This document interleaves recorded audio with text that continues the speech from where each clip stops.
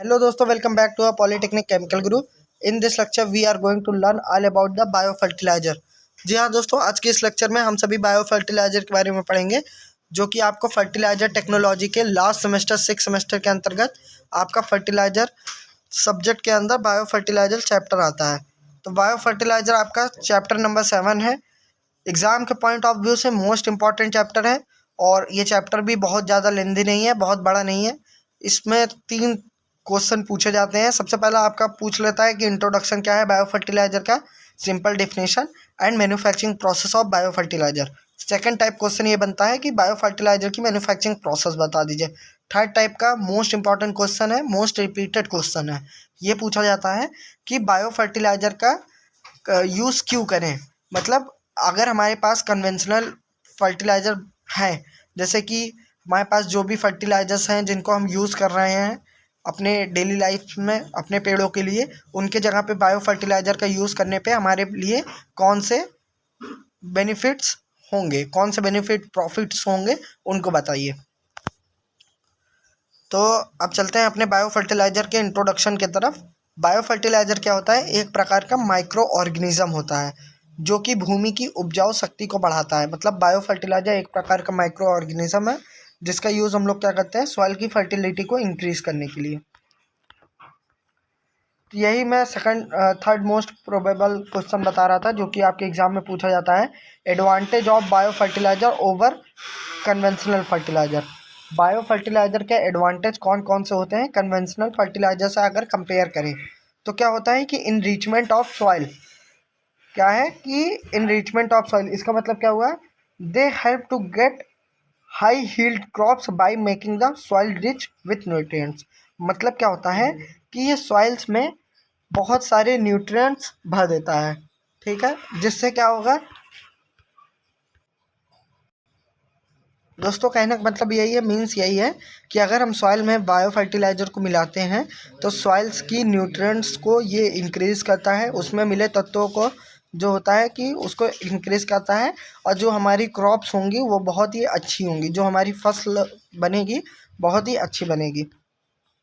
Better suited than conventional fertiliser. इसका मतलब क्या हुआ? जो केमिकल फर्टिलाइज़र होते हैं वो सॉइल के नेचुरल न्यूट्रिएंट्स को कंटेंट को डिस्टर्ब कर देते हैं, ठीक है, लेकिन bio fertiliser natural nutrient content को मेंटेन करता है।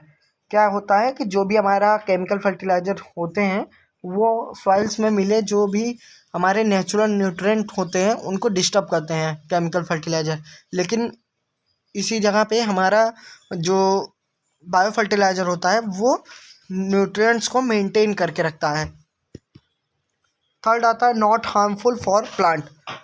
प्लांट की ग्रोथ बायो फर्टिलाइज़र यूज़ करने से इंक्रीज़ होती है क्योंकि ये नेचुरल कंपोनेंट को कंटेन करते हैं जो कि हार्मफुल नहीं होते हैं।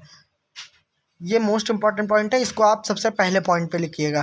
नॉट हार्मफुल फॉर प्लांट मतलब प्लांट के लिए हानिकारक नहीं होता है, कौन सा? Bio fertiliser. और इंस्टेंट अगर हम उसका यूज़ करते हैं केमिकल फर्टिलाइज़र का तो वो क्या होते हैं, प्लांट के लिए बहुत ही ज़्यादा हानिकारक होते हैं। Protect natural fertility of soil, ठीक है। फर्टिलिटी क्या होती है कि मतलब जो भी हमारे क्रॉप्स होते हैं उनको उपजाऊ करने की शक्ति जो होती है सॉइल्स के अंदर उसको फर्टिलिटी कहते हैं। अगर सॉइल केमिकल से फ्री रहेगा, जो भी मिट्टी है अगर वो केमिकल कंपोनेंट से फ्री होंगे वो नेचुरल फर्टिलिटी को रिटेन कर पाएंगे, जो कि इन्वायरमेंट और प्लांट के लिए दोनों के लिए बेनिफिशियल होता है। तो इसको आप समझ लीजिएगा कि अगर हमारी जो सॉइल है, ज़मीन है, अगर मिट्टी है, अगर वो हमारी केमिकल से फ्री होगी तो क्या करेगी, नेचुरल फर्टिलिटी को इंक्रीज़ करेगी और उससे क्या होगा, हमारा इन्वायरमेंट और प्लांट दोनों बेनिफिट में रहेगा। पांचवा क्या है? Plant are better adopted. Bio fertiliser का यूज़ करने से सॉइल में प्रेजेंट हार्मफुल कंपोनेंट ख़त्म हो जाते हैं, ठीक है। बायो फर्टिलाइज़र का अगर हम यूज़ करते हैं तो जो भी मिट्टी में हार्मफुल कंपोनेंट प्रेजेंट है वो ख़त्म हो जाएंगे, जिससे प्लांट डिजीज़ से बचा रहता है। क्या होगा कि जो भी हमारा प्लांट है उसमें क्या होंगे, जो बीमारियां आती हैं वो नहीं आ पाएंगी। इकोनॉमिक की बात करें, बायो फर्टिलाइज़र मोर इकोनॉमिकल है, मतलब ये बहुत ही चीप कॉस्ट में अवेलेबल होता है। उसी जगह पे जो भी कन्वेंशनल या फिर केमिकल फर्टिलाइज़र का बात करें तो वो हमारे मोर क्वांटिटी ऑफ कॉस्ट में मिलते हैं, मतलब ज़्यादा पैसे में मिलते हैं। लेकिन बायो फर्टिलाइज़र को जनरली हम लोग घर में भी बना सकते हैं। तो बायो फर्टिलाइज़र हमारा क्या होता है, चीपेस्ट कॉस्ट का होता है। इको फ्रेंडली की बात करें तो बायो फर्टिलाइज़र हमारा इको फ्रेंडली है। मतलब बायो फर्टिलाइज़र का यूज़ करने से ना तो प्लांट पे, ना तो सॉइल पे और ना तो इन्वायरमेंट पे, तीनों पे कोई भी हार्मफुल इफ़ेक्ट नहीं पड़ने वाला है।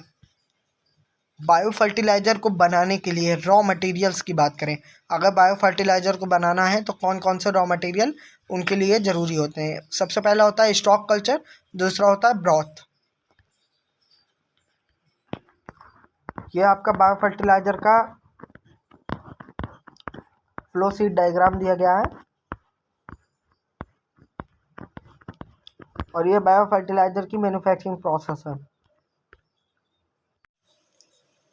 समझिएगा दोस्तों, बायो फर्टिलाइज़र को बनाने के लिए क्या करना होता है। सबसे पहला जो हमारा आता है बायो फर्टिलाइज़र के मैन्युफैक्चरिंग प्रोसेस में, वो होते हैं टेस्ट ट्यूब। तो समझ लेते हैं टेस्ट ट्यूब क्या होता है।